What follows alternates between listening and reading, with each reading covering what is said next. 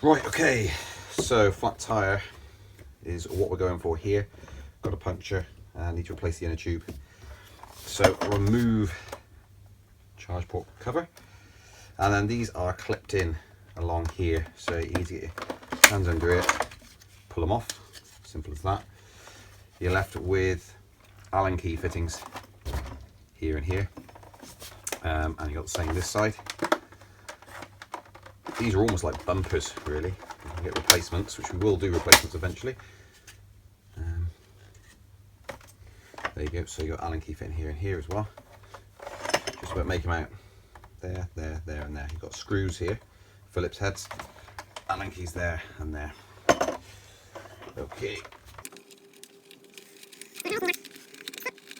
Okay, you need to watch out for the nuts that come off on the other side. What we'll do first is get an Allen key and do this. Fitting here, so you've got three. You've got one that holds the bar in place. Do that one. And you got these here.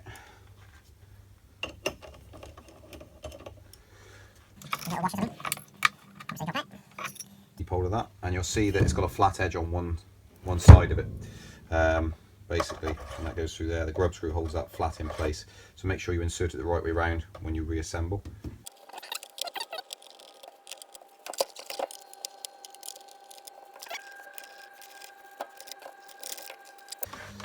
Okay, and you have to peel this off, this little cover off, so you'll need some glue to reapply that.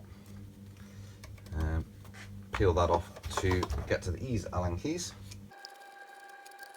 So bear in mind, if you're just changing the inner tube, I would recommend taking off the other side, because that way you haven't got the control board and the cable causing you problems. Careful not to lose the compression washer on those.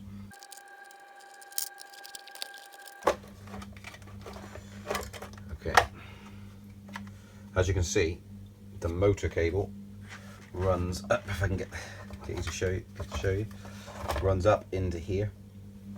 So if you're just changing the inner tube tyre, do the other side where you don't have this connection issue. Be easier for you. What I'm going to do is try and show you inside. I'm not going to take all the connections apart. So what you have is you have control board, connectors, and you have the battery. This is a 130 lithium ion battery. So 130, 170 and 200 currently. Motor connection cables, so you've got three cables. They've got heat shields on them, here, here and here. So it's three cables, blue, green, yellow. That's the three cables that run through here into the motor. So, and here you have the, what's it we've got here? We've got the power button and charge port. So the battery is here. Can be removed by taking off this bracket, Phillips head screwdriver. It's really very, very compact and not a lot to this wheel. And this is your battery gauge. Obviously, when you put this back together again, just make sure that you're tucking the cables back where they came from and you're not trapping any against the body. Otherwise, you'll cause yourself no ends of problems. In here, worth mentioning, in here is a little channel in the plastic to put the motor cable. You can get your hand back under and slot that in. Make sure that's running in there and it's not protruding.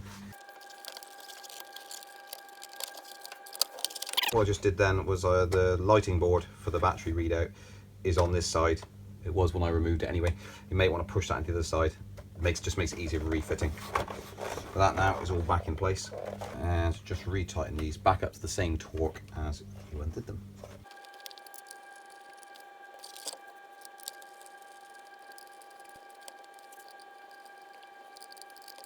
So I'd recommend just booting it back up once you've got to that stage, just to make sure that it's still working okay. Okay, same with this side. So pull that off. So this is the side I would do if I was going to be changing a tyre or inner tube.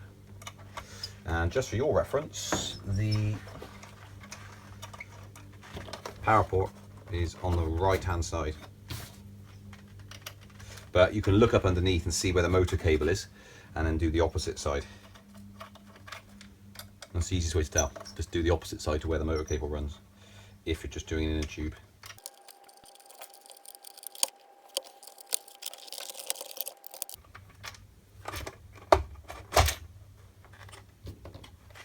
Obviously be careful with this side because you have got the battery cable still connected, and then just rest that around there. And just look at the positioning of the wiring because you'll need to relay that back in there. So now you've got full access to the motor. An important thing to remember is to remove the valve cap, which I didn't do. There you go, 10 by 2 is the name, the size of the inner tube. 10 by 2, and it's obviously a bent valve. I've got a puncture somewhere. Gonna have a look at it. Remember, if you're fixing a puncture, run your hand around the inside of the tyre to make sure there's nothing still protruding out, because if you fit a brand new inner tube, you might find that you give it another puncture. So in this instance, I'm actually going to remove the whole thing because I want to be sure that I'm fixing it. Okay, I've found it. Found the thorn. I've got it out. You won't be able to see that, but that is a horrible one. And I used a paper clip just to push it out. It's almost the same thickness. Okay, good.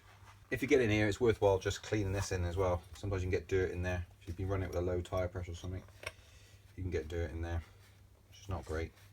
It's important when you're putting this inner tube on, it only goes around one way. If you put it around the other wrong way, you'll find that when you move it back and forward, it'll foul on the casing.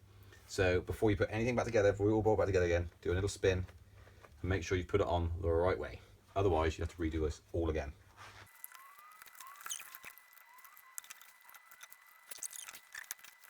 What I recommend doing is once you've got it back on, is to pump the tyre up with it in place here. Another spin test, and that works fine.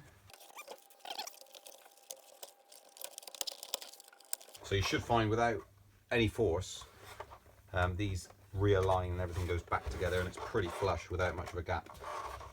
If it's not doing that, then you've done something wrong. You need to re-look at that. Again, I would tighten up a couple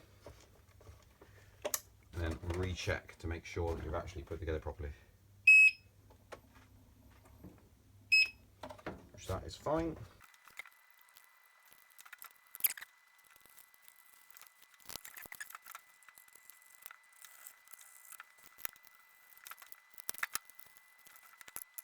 Okay, and remember with this, flat edge needs to be down, so push them through. And if your Luffy's pretty old, I'd definitely recommend putting some lubrication on the bar itself to stop it rusting, and then put these back in. Would recommend doing those by hand to start with. You do not want to cross thread these. Okay, and now the important part is to back these off a tiny little bit to adjust how loose that movement is. So if you torque them up, it gets slightly stiffer. There's no magnet in this. Same the other side. Okay, this should push back on.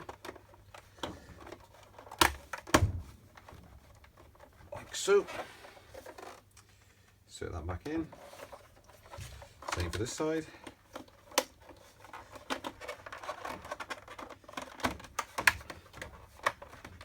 Clicks back on. Okay, all good. And now I just need to glue these back on.